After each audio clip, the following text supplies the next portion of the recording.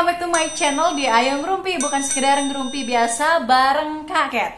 Jadi seperti yang udah kalian baca di judul, hari ini kita akan merumpikan tentang karies gigi atau gigi berlubang. So jangan di skip videonya, tonton sampai habis dan jangan lupa subscribe dan share. Jadi sebelum kita masuk atau membahas tentang karies gigi atau gigi berlubang, alangkah baiknya kita mengetahui dulu lapisan-lapisan penyusun gigi kita.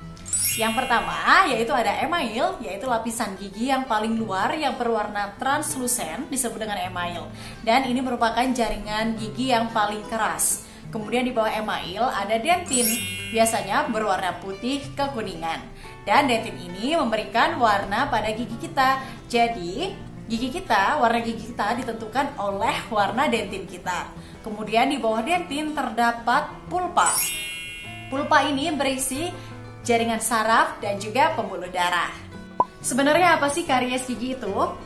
Karies gigi merupakan suatu penyakit pada jaringan keras gigi yang menyebabkan demineralisasi atau penurunan mineral pada gigi.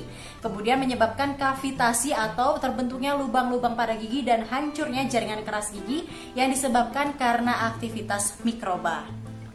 Ada 4 faktor utama yang menyebabkan karies gigi, yaitu ada host, substrat, mikroorganisme, dan juga waktu. Nah, keempat faktor ini harus bersatu agar terbentuk karies gigi. Apabila salah satu faktor tidak ada, maka tidak akan terbentuk karies gigi. Pertama, itu ada host atau individu atau manusia atau diri kita sendiri. Nah, diri kita sendiri ini bisa menjadi salah satu faktor utama penyebab karies. Jadi setiap orang memiliki kondisi rongga mulut yang berbeda-beda. Ada orang yang memiliki susunan gigi yang berjejal atau crowded, dan juga ada yang giginya memiliki diastem atau jarang. Dan juga kondisi saliva dari tiap individu juga konsistensinya berbeda-beda. Ada yang terlalu encer, ada yang normal, ataupun ada yang terlalu kental. Itu bisa menjadi salah satu faktor utama terbentuknya karies gigi. Kemudian yang kedua ada substrat atau makanan yang biasa kita konsumsi sehari-hari.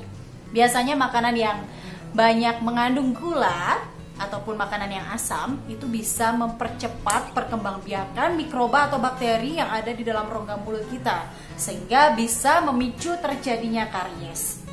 Kemudian ada mikroorganisme. Sebenarnya di dalam rongga mulut kita juga sudah terdapat mikroorganisme, namun jumlahnya normal. Bila jumlahnya berlebihan karena mendapatkan substrat tadi, maka mereka akan berkembang biak menjadi bakteri patogen yang dapat menyebabkan karies gigi. Mikroorganisme yang sudah mendapatkan substrat tadi, mereka akan mengubah substrat menjadi asam.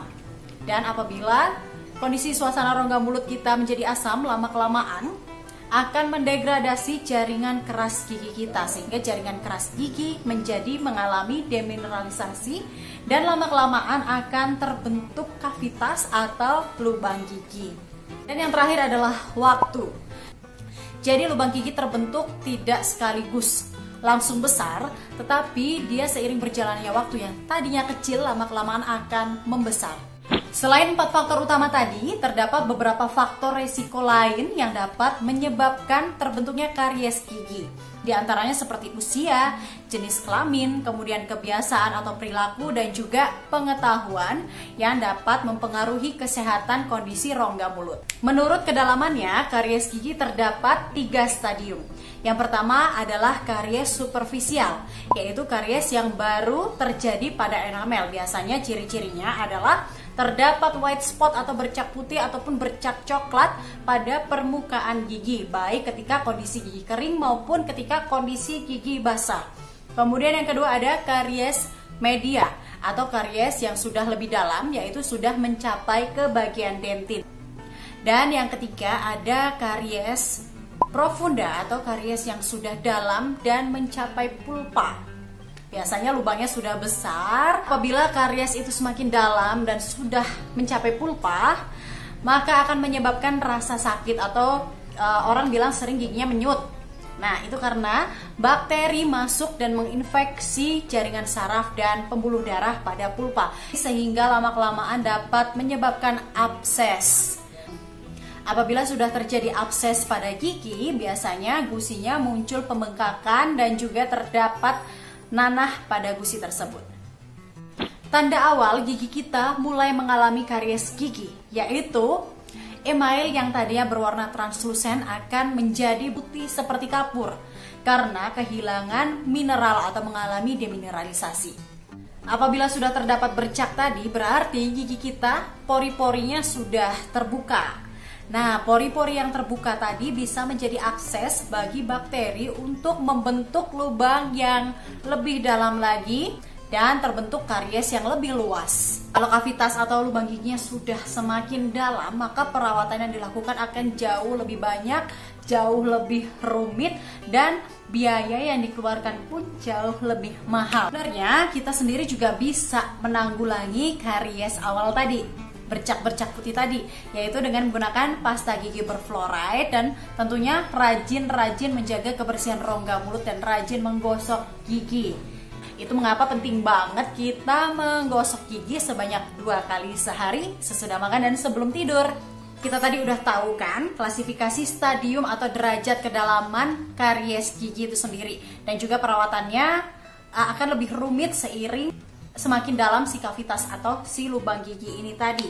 Jadi kalian mau tetap mengabaikan kondisi kesehatan gigi dan mulut kalian atau menjaga dan mengubah pola hidup kalian? Makanya aku nggak bosan-bosan ingetin buat kalian selalu kontrol ke dokter gigi setiap minimal 6 bulan sekali untuk melihat bagaimana kondisi kesehatan gigi dan mulut kalian.